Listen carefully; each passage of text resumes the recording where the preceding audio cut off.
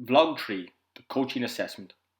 The focus of this vlog is to discuss the coaching process and the components that formulate the process, while reviewing a coaching session and highlighting a coaching behaviour that I could have improved or an event that I could have handled better. Key messages to take from the vlog. The coaching process is complex and dynamic, that involves many components in and outside of the coaching session itself. Although efforts have been made to formulate a precise coaching model, there is as yet no agreed conceptualization of the coaching process. Perhaps a precise, comprehensive model is not possible and not required. Action observation combined with verbal cueing and physical practice results in faster improvements in skill acquisition of complex movements or new movements when compared to verbal cueing or demonstration alone. The coaching process is a complex and dynamic concept that has layers of meaning and components that make up this process. Cushion et al. States that it is important to note the enormity of this task, to model the complexity of the coaching process without being too simplistic or failing to encompass essential elements of the coaching practice. In its most basic form, Borean Knowles describes the coaching process as a series of stages a coach goes through to aid the athlete in learning and improving particular skills. Although this definition establishes a foundation and an objective of the coaching process, effective coaching expands beyond one moment in time. Cooper and Allen established 7 core principles that underpin the coaching model. These principles take into consideration the coach-athlete relationship and the primary focus, which is learning, the individual's goals, needs, and situation, that structures is needed, but that it is continuous, providing the ability to reflect and adapt at any stage of the process. And due to the dynamic nature of coaching, the components of the process must be flexible and adaptable to meet the demands of the sport, club, athlete, and constraints. Cooper and Allen present these core principles not as a set of rules or a precise model, but a roadmap to be used by coaches to develop their own way of doing things, moving away from the systematic approach to modelling as seen in the past to a more holistic and flexible approach that allows coaches to update it with information that they obtain through repetition of the process. As seen, although efforts have been made to conceptualize the coaching process, there is yet an agreed upon definition or model. However, the coach and athlete are ever present, with one objective: the improvement of the athlete.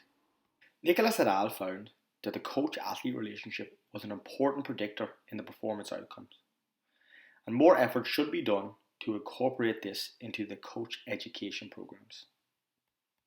Here we have a 24-year-old Gaelic football player with more than 3 years of lifting experience that is in the league campaign of a season. Next we will analyse the coaching session at hand, in particular how my coaching style ebbs and flows throughout the session, adapting to the situation at hand, and highlighting 3 events where verbal cueing alone was not effective in improving skill acquisition, and demonstration combined with verbal cueing and physical practice was needed to improve the skill. Throughout the warm-up, I am using a guided discovery and learner-initiated style of coaching from the Mostyn and Ashworth teaching styles, as the goal is to create a self-sufficient athlete as he performs 1 to 2 sessions by himself during the week. And by using these styles of coaching, this gives the athlete ownership of his own development and confidence when I'm not there.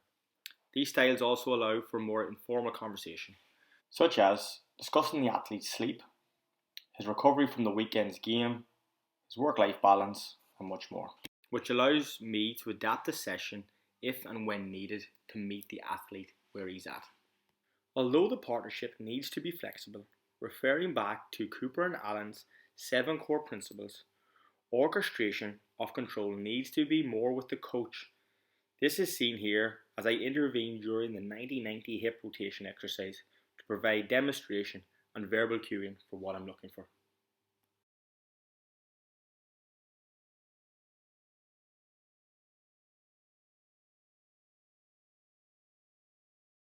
Benz et al. Suggests that verbal instruction, cues, and feedback are essential to the coaching process to translate information to enhance skills. Here you see the athlete perform 2 exercises that only require verbal instruction, and 1 exercise that I choose to use demonstration, verbal instruction and cueing, as I was aware that the athlete was unfamiliar with the movement.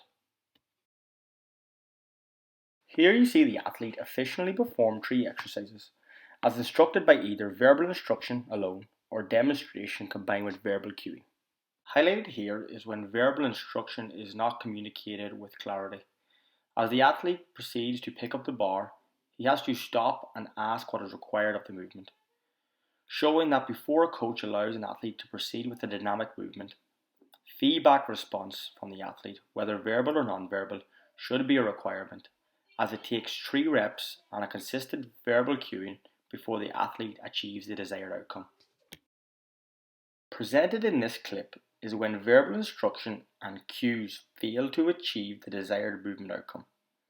Here the athlete is performing a hand-supported single leg RDL, and on the downward phase of the movement, the athlete's hip rotates upwards, resulting in the athlete to lose tension in the hamstring and glute, affecting the outcome of the movement. Cues to rotate the hip to the ground, close the hip, or turn the hip towards the floor fail to achieve this outcome. Cushion et al. 2017 presents a process of error correction for the strength and conditioning coach that I used to correct the skill. Firstly, I observed the fault and perceived it as an error due to the inability of the athlete to self-correct. I proceeded to give explicit verbal cues, which was insufficient, that led me to provide physical demonstration before the athlete's second set. After observing the demo, the athlete was able to effectively perform the movement. This was further backed up by the feedback I got from the athlete during and after the set.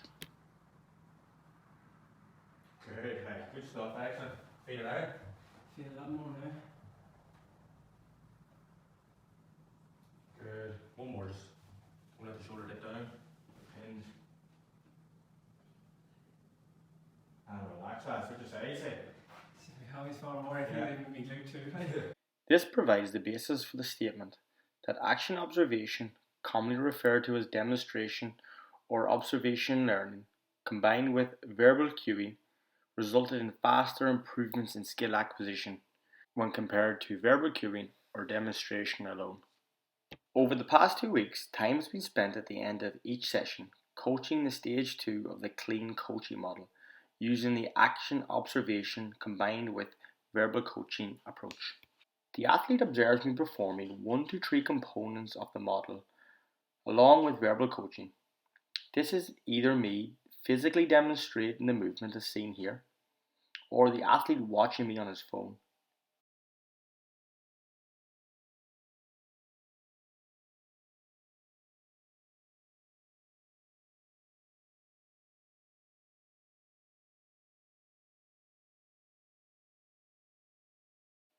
Immediately after observing the skill, the athlete will perform 3 to 5 reps. This process was repeated before each set the athlete performed. This method was supported by Sikajian et al. 2014 during their investigation on the kinematic and kinetic improvements associated with action observation learning of the power clean. They demonstrated that action observation combined with verbal coaching and practice of the clean resulted in faster improvements in performance and technique when compared to verbal coaching alone. Upon analysing my coaching session, there are 2 key areas that I would look to improve moving forward. 1. I should opt to demonstrate the movement more often, spending more time demonstrating to ensure that the athlete has time to process what is required. This is supported by Hodge and Williams when they proposed that for effective skill acquisition to be achieved, the transfer of information from the coach to the athlete is critical. And 2.